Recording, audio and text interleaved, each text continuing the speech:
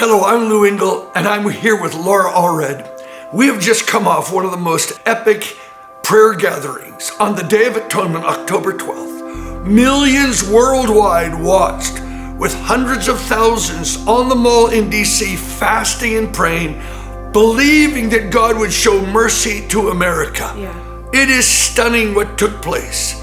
We believe that gathering was instrumental with millions praying and standing for righteousness. We believe God gave us a breakthrough in our elections, an absolute miracle that gives us a window, I believe, for reformation and revival. The gathering was called A Million Women. The Lord spoke to us, gather the women, they would break the witchcraft over the nation, and their cries would save America. I'm here with Laura Allred, who has run with me as a spiritual daughter for 24 years.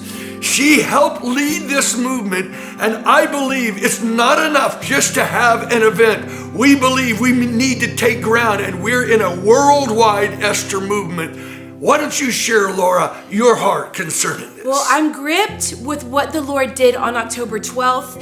As we've been processing, the nations are still coming to us saying, will you continue? And we believe God is asking us to steward the moment of October 12th, past a moment into a movement. Psalm 2 says this, ask of me the nations and I will give them as an inheritance to you. And I believe we're in a 4-year window with a favorable administration where we can advance the kingdom of God and leave our children, America, as a godly inheritance. And so we're moving forward. We're going to do regionals all over the nation.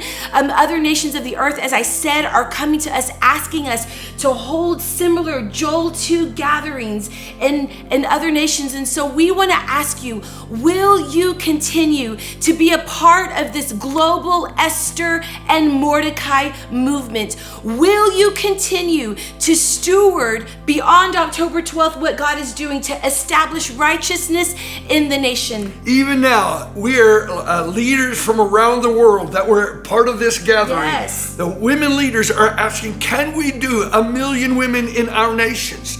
I think we're in a global Esther movement. I think it's about Israel. I believe it's about the nations of the earth and breaking through the spiritual darkness that is threatening our lands. I believe for such a time as this, Esthers are arising. Let's move forward with this vision.